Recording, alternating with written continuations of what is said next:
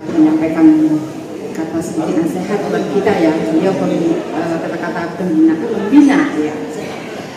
Baik Bapak Ibu, kita lanjut saja masuk ke acara berikutnya, ceramah ya. Ceramah ini nasihat Bapak Ibu ya, nasihat seputar penyambutan Ramadan. Ada yang mengatakan nisfu Sya'ban, ada juga di dalam kita menyambut bulan suci Ramadan, apa sih yang harus kita lakukan dan apa yang harus kita tinggalkan. Baik, dalam hal ini kepada Bapak Haji Supartijo kami persilakan untuk memberikan nasihatnya kepada kita semua. Kemudian masih langsung Pak Partijo ditutup dengan doa. Waktu kami persilakan.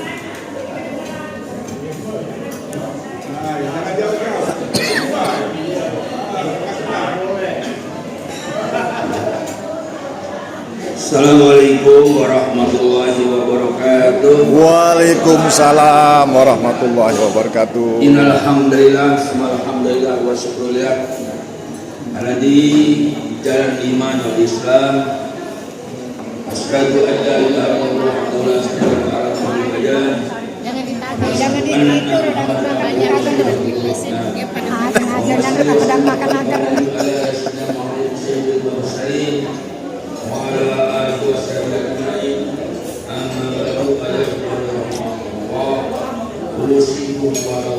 Pembukaan.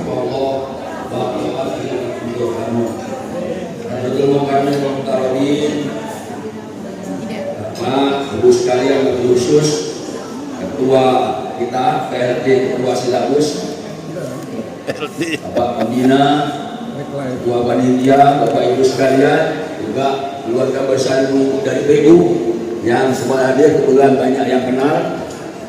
Semuanya insya Allah dimuliakan Allah Subhanahu wa Ta'ala. Mari kita bersyukur pada Allah Subhanahu wa Ta'ala. Tanpa terasa kita akan sampai juga pada bulan Ramadan. Seperti doa yang senantiasa kita baca, Allahumma barik lana bi Rajab wa Sya'ban wa balighna Ramadan. Berkahi kami di bulan Rajab dan bulan Sya'ban, sampaikan kami di bulan Ramadan. Insya Allah kalau hitungan hari tinggal 8 hari lagi, 7 hari ya, 7 hari tanggal 18 itu menurut Hisab yang sudah diedarkan banyak di WhatsApp mulai puasa Ramadan. Tapi kalau nanti dulu lama nanti nunggu pemerintah, yaitu malam 18 akan ada sidang Hisab. Mudah-mudahan kita semua walaupun buyut masih bisa melaksanakan ibadah sesuai yang diperintah Allah Subhanahu wa Ta'ala. Salam Rasul kita Muhammad sallallahu alaihi wasallam, pada keluarga sahabatnya tentunya termasuk kita sebagai umatnya yang setiap hari yakinkan di diri kita bahwa ibadah kita diterima oleh Allah karena sesuai dengan Rasul. Jangan ragu. Kalau sesuai dengan Rasul, insya Allah ibadah kita diterima oleh Allah. Kita sebagai umatnya ini hendaknya bersyukur sudah pada Bapak Ibu sekalian yang hadir ini yang paling tua 75 tahun. Jadi kalau hitung 75 itu kurang lebih kalau ibu potong 12 tinggal 63 tahun. Jadi yang wajibnya adalah 63 tahun itu sudah mendapat punishment dan reward dari Allah Subhanahu wa Ta'ala. Kalau waktu 12 ke bawah belum, orang lari-lari di masjid seperti sekarang ini banyak, itu belum kena punishment ya, belum kena hukuman. Tapi kalau sudah 12 tahun ke atas, umumnya itu sudah mulai kena hukuman. Ya, cirinya kalau ibu-ibu wanita datangnya haid, yang laki-laki akil balik, sudah bermimpi, sudah sunat dan lain sebagainya. Jadi 63 tahun ini kita ini Bu, yang 75, yang 70 berarti sekitar 57 tahun, 58 tahun, ya, tanpa terasa sudah melakukan segala macam hal. Yang kita gawe ini tidak usah ditutup-tutupi, seluruhnya sudah melakukan segala macam hal. Yang salah, yang benar sudah dilakukan, yang halal, yang haram mungkin dilakukan, termasuk saya. Ya saya ngaku saja, ya banyak dosa-dosa yang sudah berbuat. Jadi dalam satu kitab Minhajul Abidin dijelaskan bahwa terserah kamu nak gawe apa baik, tapi ada 3 hal yang tidak bisa dipisahkan dari kita. Yang pertama apa itu?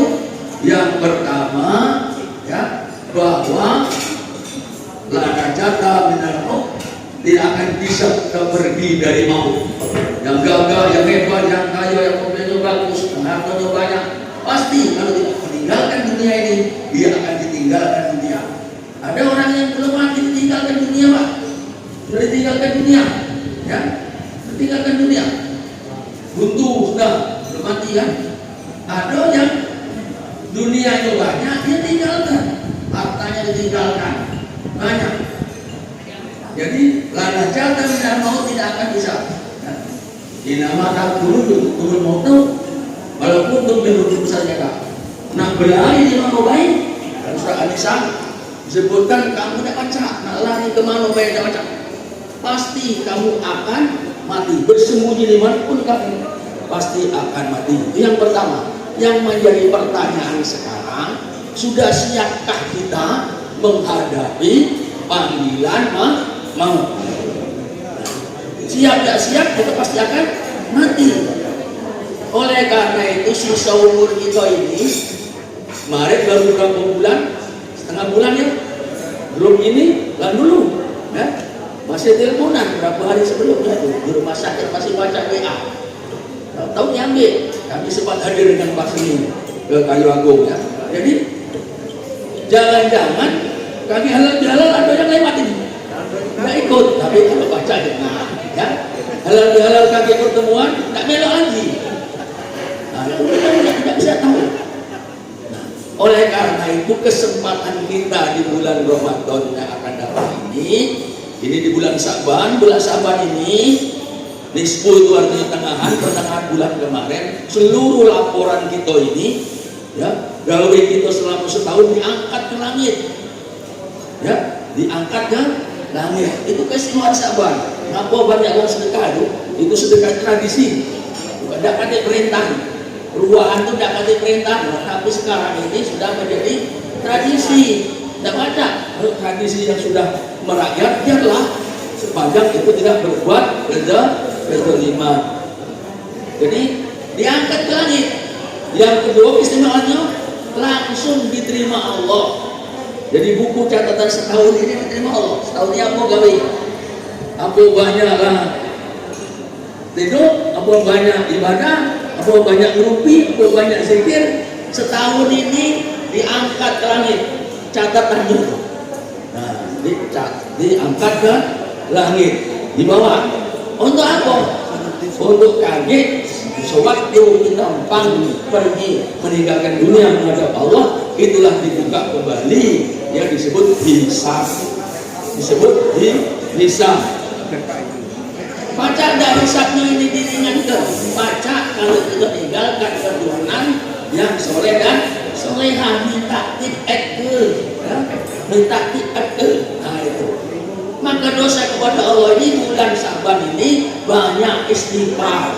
Insya Allah yang ngomong ini berat ngomong kalau nggak gawe gitu. Jadi setiap pagi itu minimal saya 300, 400 sambil terus. Karena dosanya banyak, ngaku dosanya banyak. Dosa kepada Allah cukup dengan istighfar. Tapi yang dosa dengan manusia gitu. Nah oleh karena itu yuk kita perbanyak sedekah, perbanyak ibadah, perbanyak istighfar di bulan Sa'ban. Tinggal berapa hari ini kita banyak-banyak berzikir kepada Allah. Itu yang pertama. Yang kedua, la rohata minat dunia. Di dunia ini bukan untuk bersenang-senang, bukan untuk berehat-rehat, bukan.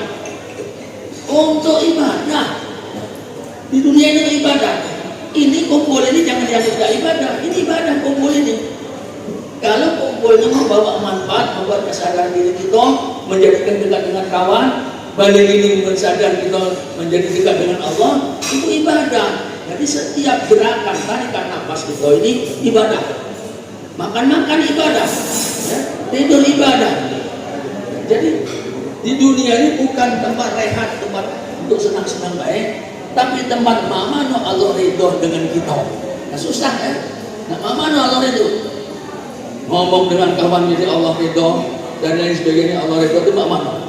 Maka di dunia ini tempat kita. Banyakkan kita menjalankan perintah Allah plus sunnah-sunnahnya yang dari Rasulullah Shallallahu Alaihi Wasallam. Itu kuncinya, tidak banyak. Yang ketiga, la salamata min kalamin nas. Tidak akan selamat hidup dunia ini kita dari omongan Allah. Bagus baik pasti dikatakan Allah. Saya baguslah kita pasti dikatakan Allah. Apa sih kita jelek? Jadi walaupun kita lah baik, lah benar juga tengok pemain bola sehebat apapun dia pasti dikatakan sama ini sebagai penonton. Kalau orang main rendang, padahal dia rendang tak baca, tapi pasti ngomong ke, oh tadi aku main ini. Itulah kita. Apalagi kita sedang di pucuk, kita sedang di atas. Sehebat Prabowo dikatakan Allah, Jokowi dikatakan Allah, dan seluruh nakati, SBY dikatakan Allah. Jadi nakati yang lepas dari omongan Allah. Jadi oleh karena itu kesempatan kita di bulan Sya'ban ini ialah menghapus dosa kita kepada Allah tadi sudah, kemudian berusaha sebaik-baiknya. Yang ketiga, makmano kita dengan kita ini lepas nih dosa kita. Berarti ya, jadi kita harus menghapus dosa sesama manusia. Pada Allah gampang. Tapi dosa kepada sesama manusia itu susah ngapus kenapa? Susah. Misalnya aku pernah nyolek nih, aku minta maaf, harus aku minta maaf. Nah itu. Kalau kita punya utang duit, bayar. Iya, dibayar, harus dibayar. Jadi tidak baca, minta maaf bayar, utang dibayar, baca ya. Jadi kalau utang harta itu dalam kitab Minhajul Abidin menjelaskan bahwa kalau misalnya aku pernah membalas sama Yuni, jadi harus salaman niat. Dalam agama orang disebutkan keluar dari sini dosa itu dari jemari. Jadi salaman ini dari batinnya karena itu salamannya dan niat mukanya. Maaf ngomong ini kita agak tersinggung hati kita. Kapan salaman saya tidak baik.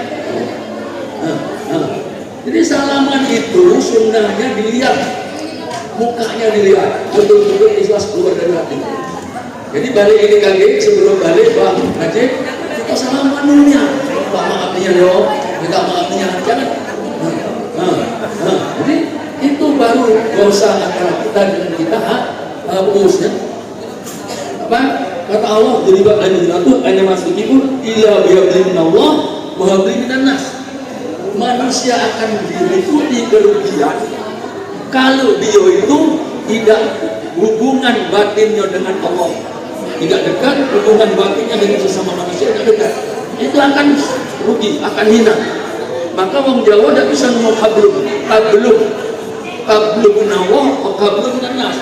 Ternyata benar, kabel kita ini kalau dengan Allah kabel diputus, ini misalnya kata Allah saluran di sini itu akan gelap.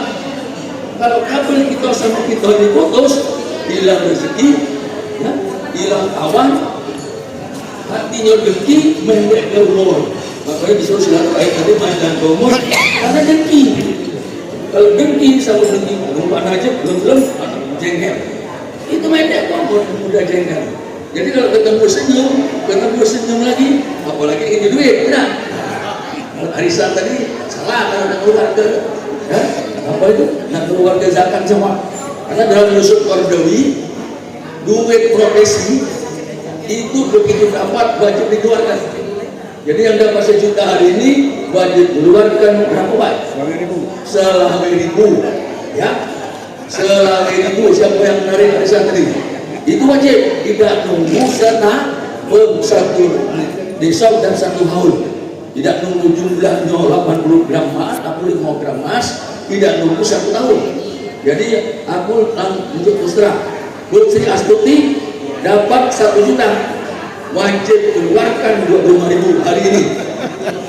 Ya, Nak dicatat. Kita kadang berpikir kalau duit ini tidak keluar utuh Pak Anas. Kadang kita berpikir dalam hendak Allah tidak. Allah tidak tidur. La ta'budu sinatu wala naum. Allah tidak pernah tidur. Lihat. Iraman katibin jalan makan Rokib dan Atib tahu apa yang sedang menggalikan. Jadi duit yang selama ini dikeluarkan, maka Allah akan ambil 50-nya, mungkin 100-nya. Untuk apa? Tangkap misalnya penatilah, misalnya ban pecah, misalnya apa lagi? Keluar duit kita itu, apalagi untuk berobat dan lain sebagainya. Jadi kalau kita dikeluarkan zakatnya, uang kita itu pasti yakinlah akan diambil oleh Allah Subhanahu wa taala. Tidak akan hilang, pasti akan hilang kita. Jadi kalau tidak diambil oleh Allah, oleh kita, Allah yang ambil, maka keluarkan uang kita. Nah di bulan-bulan inilah ya, kita siapkan diri kita untuk menghadapi tamu besar kita, yaitu bulan Ramadan. Ya. Bulan Ramadan itu bulan tempat kita masuk ke kawah candra banyak Allah Subhanahu wa taala, keluar jadi Gatot Kaca Pringgani ya, yang sakti mandraguna ya, otot kawat tulang besi tidak mempan dengan apapun godaan apapun. Dan nanti kita sambung dengan Ramadan kita bahas ya. Ibu-ibu ini mesti membahas masalah fikih Ramadan, fikih puasa. Ada empat itu ya. Satu, wong yang tidak puasa dia bayar fidyah, harusnya terpaksa bayar puasa. Ada yang bayar puasa baik tidak bayar fidyah. Ada yang bayar fidyah baik tidak bayar puasa. Yang keempat, tidak bayar fidyah, tidak bayar puasa. Siapa itu? Wong gila. Jadi kalau kamu tidak puasa tidak bayar fidyah, berarti telah masuk kelompok wong gila. Mungkin itu saja, inginnya panjang, suasananya tidak memungkinkan ya. Tapi sedikit ini untuk nanti digetarkan ya, digetarkan hati kita ya, untuk makin meyakini bahwa hidup ini kalau ibadah tidak ibadah mati masuk neraka dan pasti kena duduk malaikat ya di azab kubur, belum di alam akhirat, baru kuburnya sudah dapat azab ya, ruangannya disempit ke panas ke gelapkan. Tapi kalau banyak ibadah banyak zikir insya Allah jumpa makan abon ini akan dari Aduh menyodai. Apa dia yang kamu iya terus pasang keluar ke sawit ibu. Terima kasih, maaf. Wassalamualaikum warahmatullahi wabarakatuh. Waalaikumsalam warahmatullahi wabarakatuh.